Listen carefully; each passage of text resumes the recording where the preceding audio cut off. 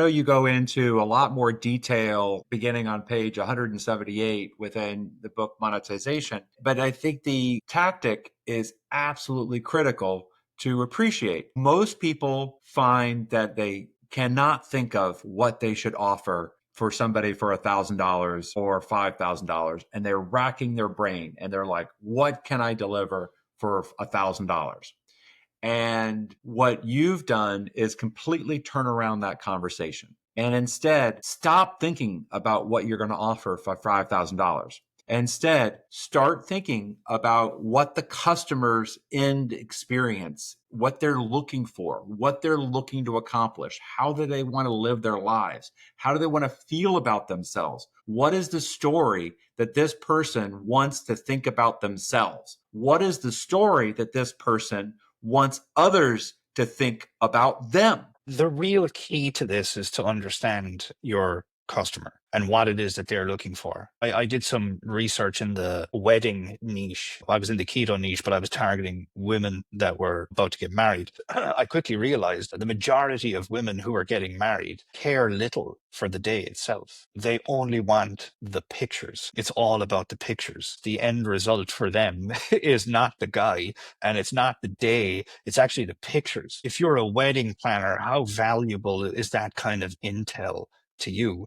One of the best stories I ever heard, and the minute I heard it, I loved it so much. And it was Dan Kennedy. He talked about the guys with the hearing aids. Everybody in the hearing aid space, advertising was, put in our hearing aid, you'll be able to hear the rustle of the leaves in the wind, and you'll be able to hear the birds chirping, and this, that, and the other. And that's where all the marketers were at. They were all thinking that these guys wanted like to be able to hear the wind. They wanted to be able to hear the birds, the whole lot. And actually, Dan went and did his research, and what he found out was the number one reason why men buy hearing aids is because they don't want to go to a nursing home. They don't want to be considered insane because they can't hear anything that's being said. Like, how are you, Dad? It's like, yeah, the sky is blue, because he didn't hear it properly. So he answered because he was assuming you said something, but then he assumed wrong because he can't hear. And then all of his family members are like, okay, time to put Dad in a nursing home. What a man who's buying a hearing aid ultimately wants is not end up in a nursing home. And I thought that was such a powerful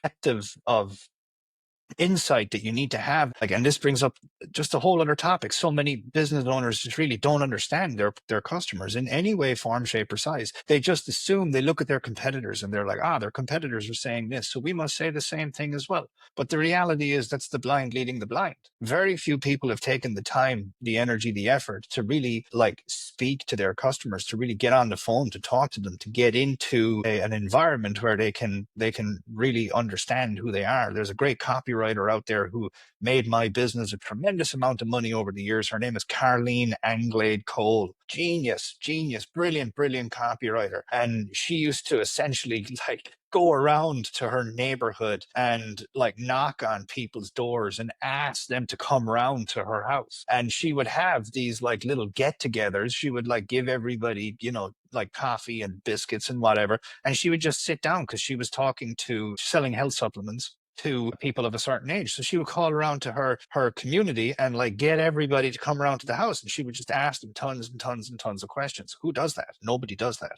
Very few people. I remember Gary Halbert telling me that he was in the day trading niche. He went to day trading school. Like, he got up off his rear end and he went to day trading school. How many people have done that in the day trading niche? I would guess very few.